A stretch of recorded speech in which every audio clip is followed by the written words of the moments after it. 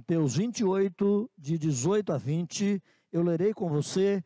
Permaneça com a sua Bíblia aberta, acompanhe o momento de reflexão e que Deus possa abençoar, falando ao meu e ao seu coração nesta noite.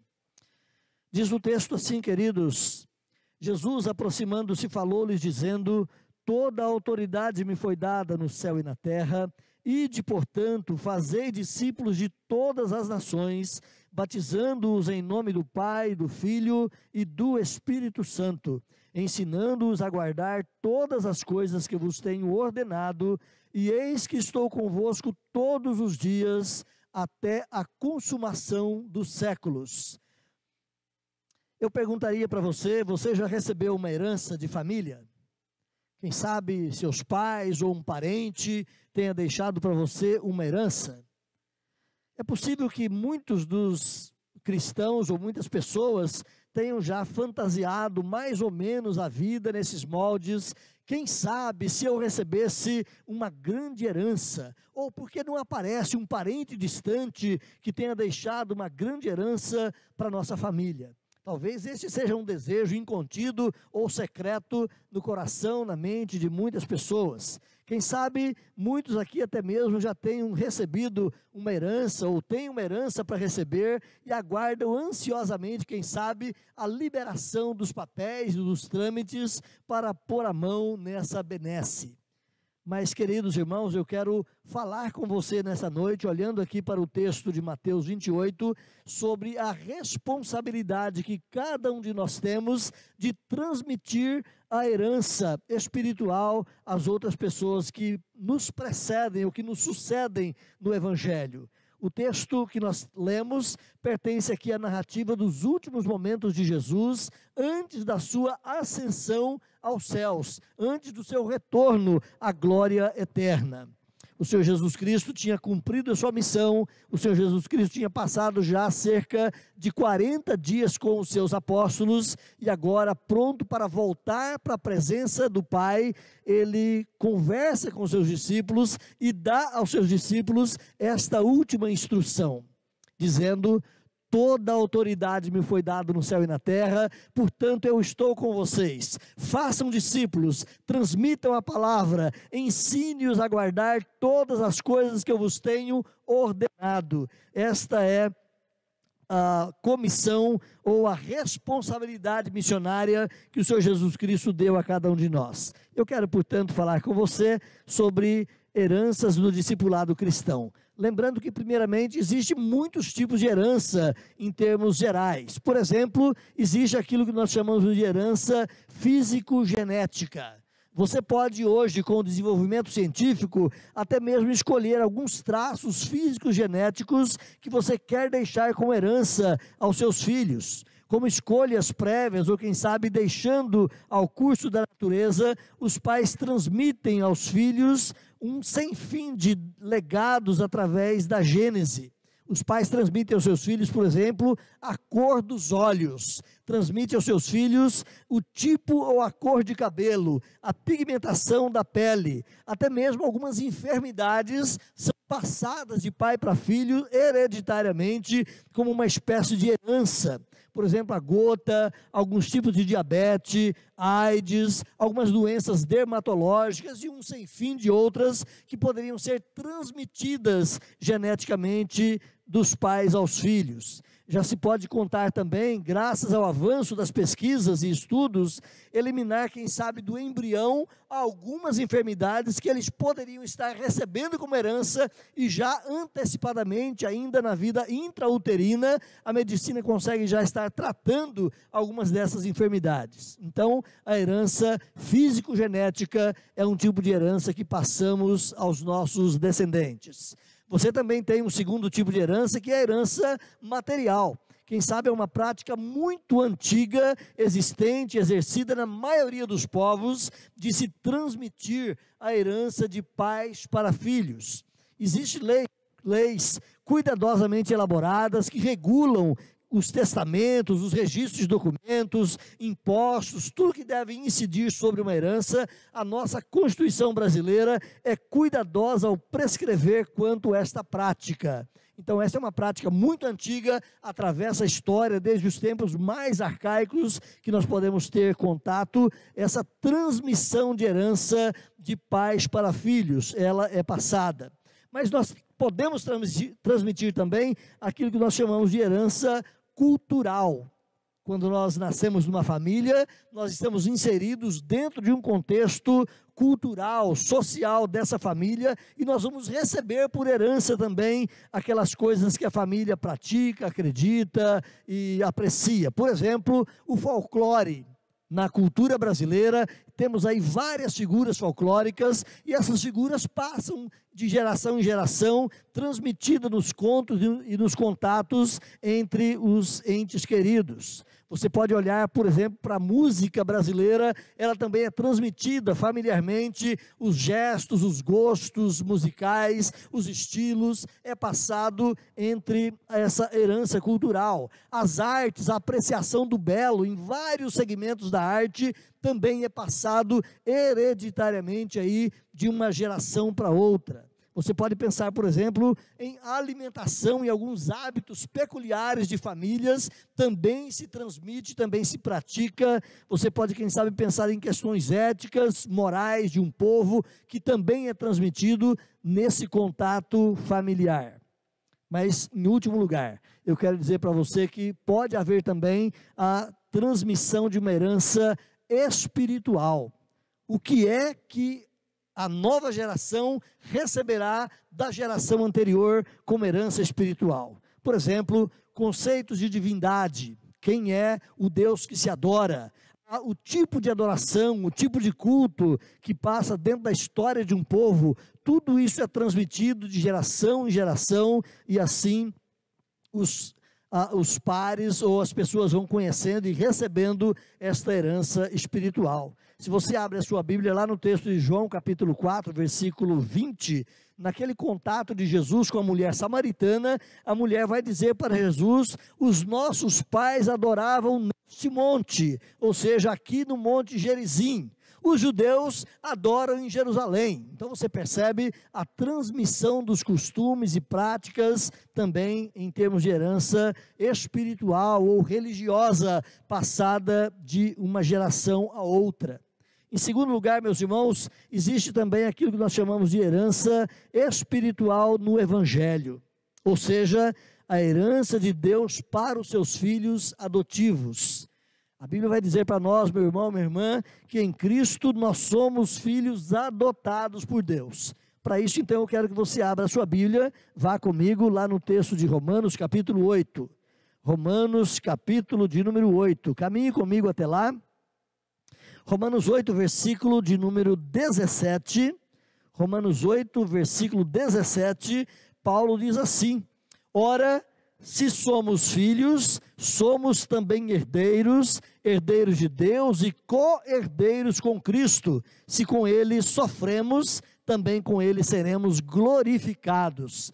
Paulo está dizendo aqui, meus irmãos, de forma muito clara, que nós somos herdeiros de Deus em Cristo Jesus. Se somos filhos, se você um dia encontrou Jesus Cristo como seu salvador pessoal, se você um dia passou pelo processo da conversão, da transformação da sua vida, a Bíblia diz que Deus te adotou como filho em Cristo Jesus. É bom lembrarmos que existe aí o cacoete universal dizendo que todos são filhos de Deus. À luz da Bíblia, essa não é uma verdade completa. À luz da Bíblia, filhos de Deus são os filhos adotados em Cristo Jesus. Todos são criaturas de Deus, mas filhos adotados, recebidos, tratados de uma maneira especial, são aqueles que nascem de novo em Cristo Jesus. Então o apóstolo Paulo nos ensina isso. Se somos filhos, e eu gostaria de colocar para você, mais uma vez, que se você passou pelo ato da conversão, da transformação da sua vida, em arrependimento, em quebrantamento, em um novo nascimento, você agora é filho de Deus. O texto lá de João capítulo 1, é um texto que você deve conhecer também muito bem. O texto lá de João capítulo 1, versículo 12, diz que a todos quantos o receberam, deu-lhes o poder de serem feitos filhos de Deus, ou seja, aqueles que creem no seu nome. Então, se você nasceu de novo, creu em Cristo Jesus, recebeu como Senhor e Salvador da sua vida, você é um filho de Deus. E Paulo diz então, se você é um filho de Deus, você é também herdeiro.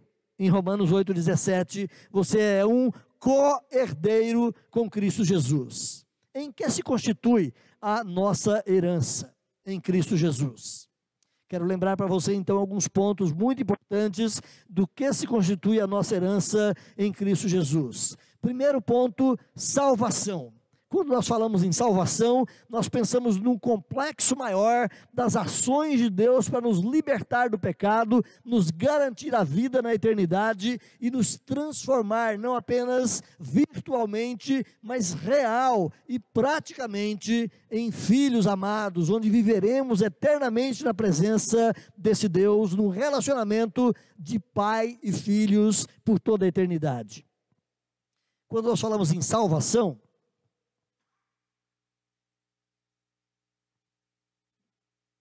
é importante lembrar que quando nós falamos em salvação, nós falamos em cancelamento da dívida herdada no pecado. Que herança nós recebemos de Adão? À luz da Bíblia, além das heranças naturais, das heranças físicas, das heranças humanas, a Bíblia diz que nós recebemos como herança, por sermos filhos de Adão, a culpa e a corrupção. Nós herdamos como herança, por sermos filhos de Adão, a condenação eterna, por sermos uma raça de pecadores.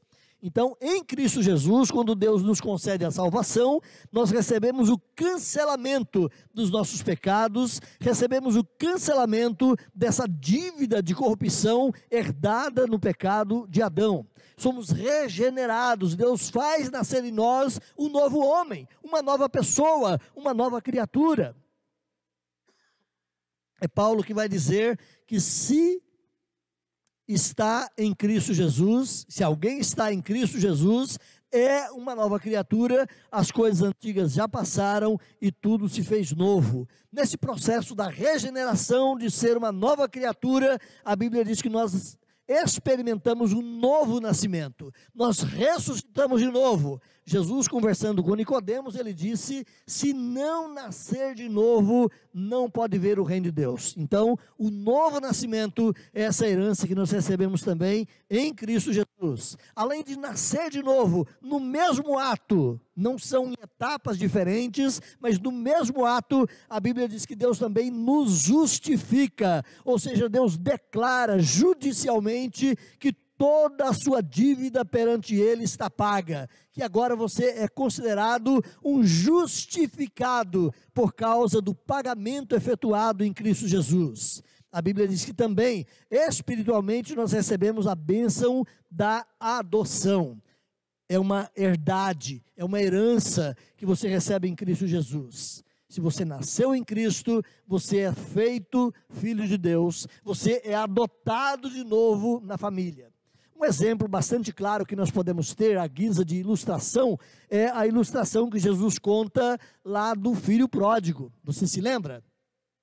Ele rompeu os relacionamentos com seu pai, ele abandonou a família, ele saiu de casa, ele marginalizou a sua vida e depois, arrependido, quebrantado, ele volta, se humilha perante o pai e o pai o recebe de volta. E ao receber de volta, o pai devolve a ele o direito de ser filho. Na concepção daquele jovem, ele não merecia. Ele chega diante do pai e diz: pai, pequei contra os céus e perante ti, eu não sou digno mais de ser teu filho, mas trate-me como um dos teus trabalhadores.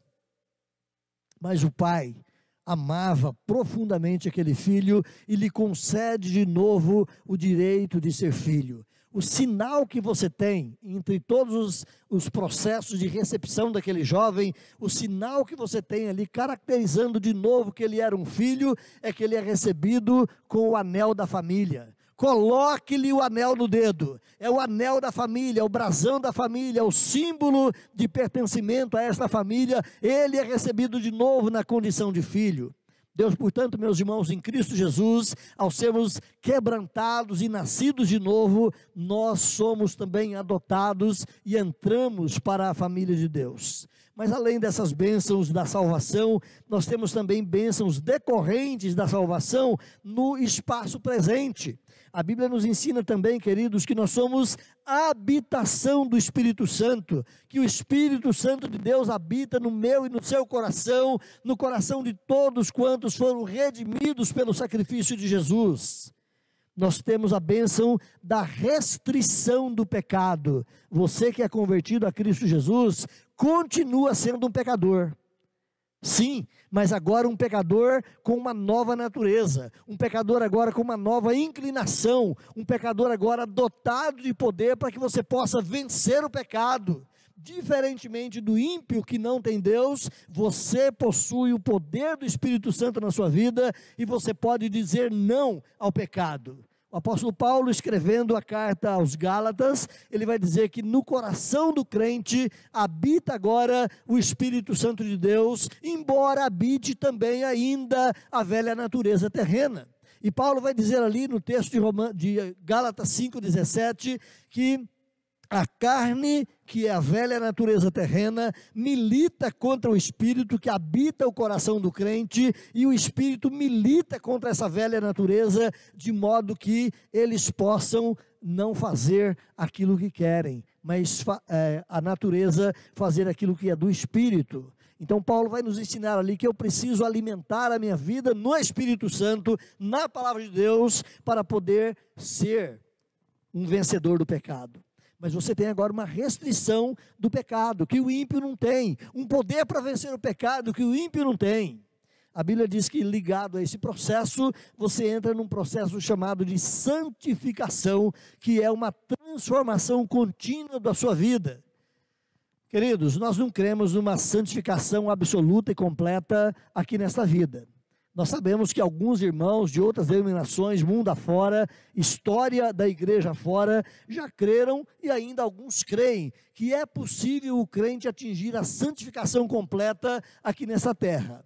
Nós, presbiterianos, povo de Deus, igreja reformada, nós não cremos na possibilidade da santificação absoluta e completa aqui nessa caminhada, mas nós cremos sim num processo de transformação contínua, num processo de mudança contínua, de arrependimento continuado, onde o cristão pode sempre renovar a sua caminhada com o Senhor. Além da santificação, ainda como bênção da salvação, você recebe também a direção divina. O Espírito Santo ajuda a conduzir o crente através da palavra, através de uma consciência renovada, através de uma percepção do certo. O Espírito Santo ajuda a conduzir o crente cada vez mais para que ele viva a vontade de Deus. Qual é a vontade de Deus para a sua vida? É que você largue este emprego e pegue aquele outro? É que você mude dessa cidade e vá para aquela outra? Você tem essa liberdade no viver, mas o Espírito Santo vai te ajudar a perceber o melhor. A direção divina na vida do crente é uma realidade. Além dessas bênçãos decorrentes da salvação no tempo presente, nós temos também bênçãos decorrentes da salvação para um tempo futuro. Herança em Cristo Jesus. Por exemplo, a ressurreição para a eternidade. Um dia, Jesus Cristo vai voltar. E a Bíblia nos ensina que na volta do Senhor Jesus Cristo, todos os mortos serão ressuscitados, uns para a vida eterna, outros para a vergonha e horror eterno, como diz o profeta Daniel no capítulo 12.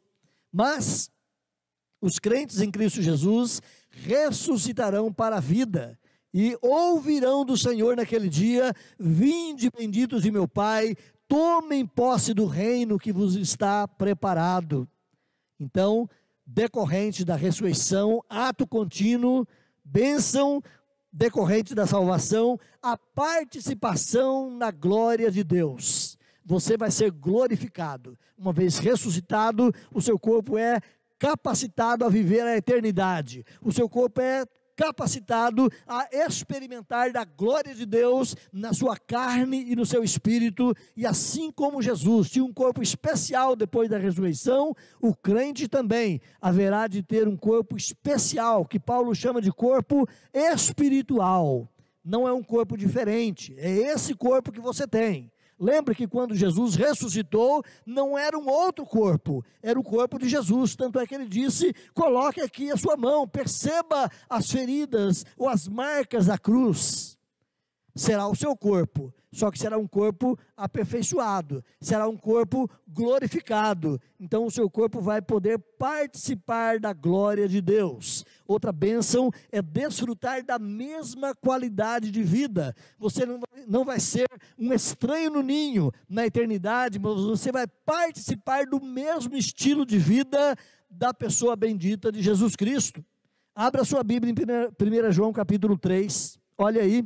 1 João capítulo 3, versículo de número 2, olha o que João nos diz. 1 João capítulo 3, versículo 2, João diz assim: meus amigos, estou lendo aqui na versão linguagem de hoje, meus amigos, agora nós somos filhos de Deus, mas ainda não sabemos o que vamos ser. Porém, sabemos isto: quando Cristo aparecer na sua segunda vinda, ficaremos parecidos com Ele, pois o veremos como Ele realmente é. Nós seremos parecidos. Na versão atualizada diz semelhantes a Cristo Jesus. Então você vai poder desfrutar da mesma qualidade de vida, aquela comunhão plena, maravilhosa, perfeita de Jesus com Deus Pai. Você que é convertido, transformado em uma nova criatura, lá na eternidade também experimentará uma qualidade de comunhão muito além, muito acima do que você pode experimentar no presente momento. Paulo, escrevendo à igreja de Filipos, Filipenses capítulo 3, verso 21, pode abrir aí a sua Bíblia. Paulo diz assim: Ele, Jesus, Ele transformará o nosso corpo fraco e mortal e fará com que fique igual ao seu próprio corpo glorioso, usando para isto o mesmo poder que Ele tem para dominar todas as coisas. De novo, aqui na versão linguagem de hoje, um pouquinho diferente, na sua versão atualizada, mas é isso que Paulo diz: Ele há de transformar o nosso corpo material, pecaminoso, fraco e mortal, para ser um corpo glorioso, um corpo parecido com o seu, um corpo capacitado como o seu, para viver eternamente na presença de Deus. Então, além dessa herança espiritual que recebemos em Cristo Jesus, eu quero dizer, meu irmão, minha irmã, que nós também temos herança do homem para o seu familiar em termos espirituais. Assim como nós podemos herdar de nossos pais uma fortuna, ou quem sabe um monte de dívidas no plano material, assim também ocorre no plano espiritual. Você pode ser um crente de excelente calibre, de excelente qualidade, de excelente teor cristão e transmitir aos seus filhos uma espiritualidade, uma proximidade, uma intimidade grande com o Senhor. Mas você pode, quem sabe, ser aquele crente relapso, frio, relaxado, mau comportamento, e apesar de crente, você vai transmitir aos seus filhos também uma herança espiritual ou uma vida espiritual relaxada. Quem sabe os seus filhos, apenas se a misericórdia de Deus não agir, os seus filhos serão iguais a você.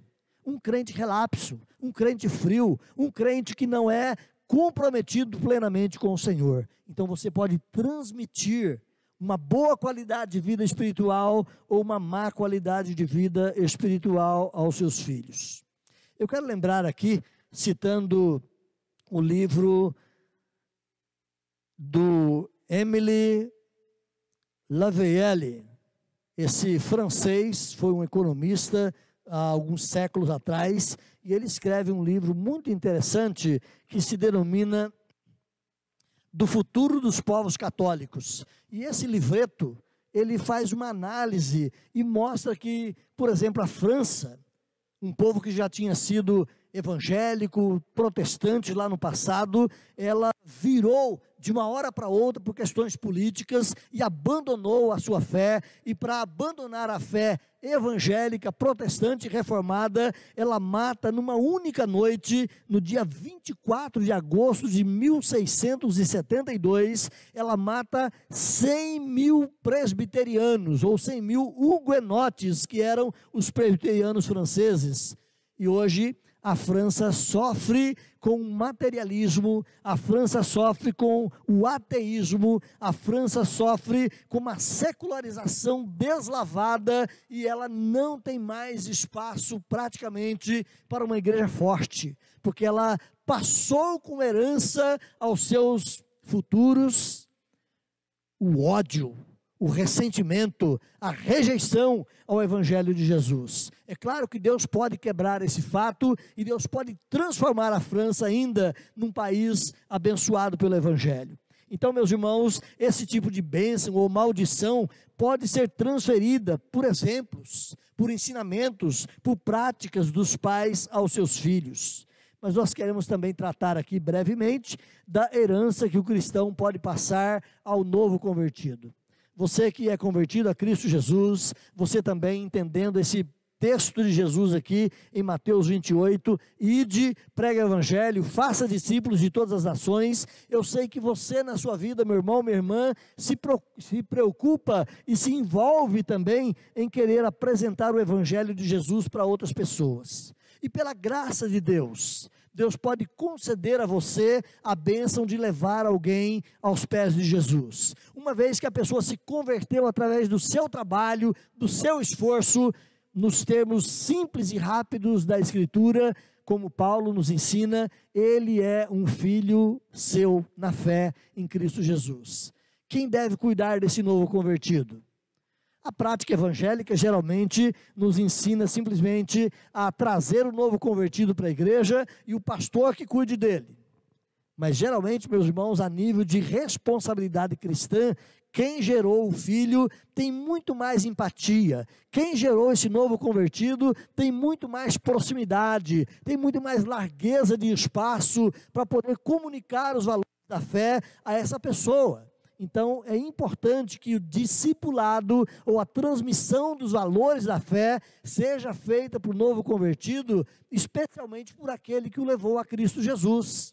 É claro que a igreja contribui, é claro que a igreja participa, seja na pregação do pastor, dos líderes, seja no ensino de escola dominical, a igreja continua esse processo de aprendizado, mas a transmissão da vida espiritual, do crescimento em Cristo Jesus, é muito mais apropriado se aquele que levou o tal à conversão der essa continuidade. O exemplo cristão, portanto, ele é transmitido ao novo convertido conscientemente ou inconscientemente. Quando o novo convertido entra para a fé cristã, entra no comportamento da igreja, a maneira de comportar de maneira geral daquela igreja vai ser assumida por aquele novo convertido. Por exemplo, se ele entra numa igreja pentecostal que grita, que pula e que faz um monte de barulhos, esse novo convertido, em questão de poucos dias, aprenderá também a fazer o mesmo comportamento de culto. Se ele entra para uma igreja reformada, mais conservadora, mais quieta, quem sabe na sua forma de adoração, esse novo convertido também aprenderá quase que por osmose, a um comportamento adequado conforme aquele corpo de crente participa e se comporta. Então, Gary Cooney é um pregador evangélico americano e no seu livro chamado Discipulado, Gary Cooney vai dizer que nós só produzimos seres semelhantes a nós. Espiritualmente, o novo convertido que passou pelo meu trabalho, ele vai ser parecido comigo. Ele vai ser parecido com você, se você o discipular, se você o acompanhar. Se você é uma pessoa que ora, que chora, que se envolve pelas necessidades do outro, o seu discípulo vai aprender com você também a viver essa mesma prática. Se você é uma pessoa relapsa e distante de um comportamento cristão mais adequado, esse novo convertido que te observa vai também aprender com você a sua prática. Nós só produzimos seres semelhantes a nós. Eu gosto de citar aqui nesse momento aquela situação lá de Gênesis, quando Deus, no ato criador, ele diz a cada coisa criada, multiplique-se conforme a sua espécie, que deem fruto, que deem semente, conforme a sua espécie. Então assim também é na vida espiritual. Você que é o evangelista, você que leva alguém a Cristo Jesus, esse novo convertido será muito parecido com a sua espécie. Então, para isso, meu irmão, minha irmã, eu e você precisamos lembrar disso. Que tipo de herança espiritual eu estou repassando ao convertido que está sob os meus cuidados? Que tipo de herança espiritual eu estou transmitindo àquele a quem Deus me deu a graça de levá-lo aos pés de Cristo Jesus? Que tipo de herança você está transmitindo ao seu discípulo? Aquele que foi convertido através do seu trabalho. De novo, vida de oração. Você é alguém que ora. Você transparece na sua prática essa vivência de oração. O seu discípulo vai acompanhar a sua preocupação e envolvimento com oração. Você tem uma vida de meditação, de estudo, de busca, de conhecimento da palavra de Deus, sempre crescente.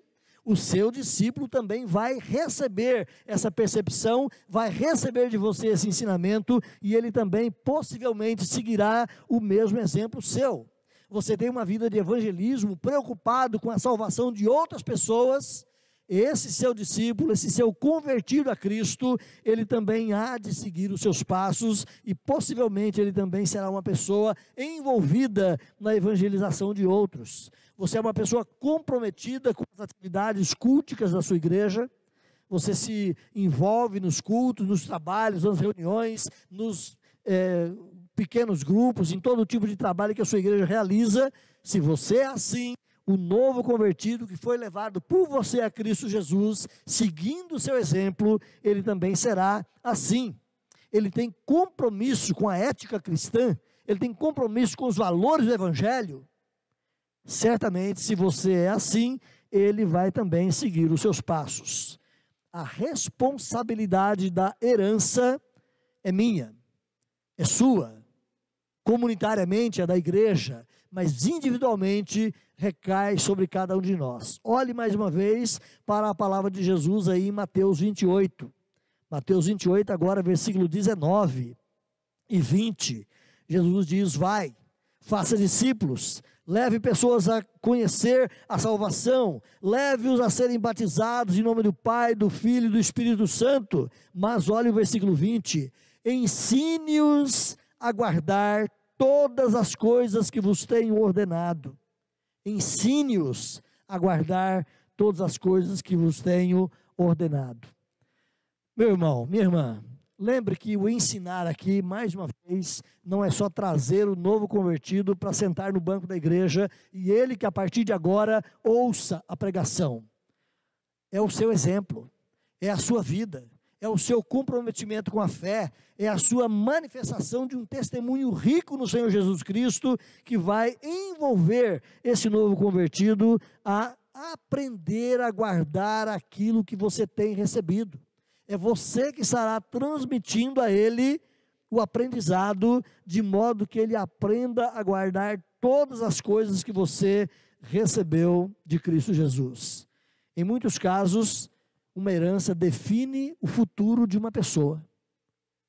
Então, espiritualmente também, a herança espiritual que você está transmitindo ao seu novo convertido, às pessoas que estão sob a sua tutela, vai definir o tipo de vida que esse cristão terá lá na frente. O novo convertido assumirá a postura e assumirá o estilo da sua vida. Ou, quem sabe, o estilo e a postura da igreja que ele participa, ou que ele vê no irmão que o discipula. Então essa é a nossa responsabilidade. Cristãos novos nas igrejas ocupam o mesmo procedimento, acompanham o mesmo estilo de vida daquela igreja. Se é correto, se não é correto, ele vai aprender a fazer igual. Quero terminar aqui falando, meus irmãos, sobre algumas implicações da herança que nós devemos passar ao novo convertido. O conteúdo da mensagem, a qualidade da nossa vida, isso vai certamente impactar e atingir a vida desse novo irmão. Então, é preciso que a nossa pregação seja uma pregação honesta com a Bíblia, seja uma pregação realmente que expõe o conteúdo da palavra de Deus. O que nós somos como cristãos hoje pode e irá certamente influenciar o futuro da igreja.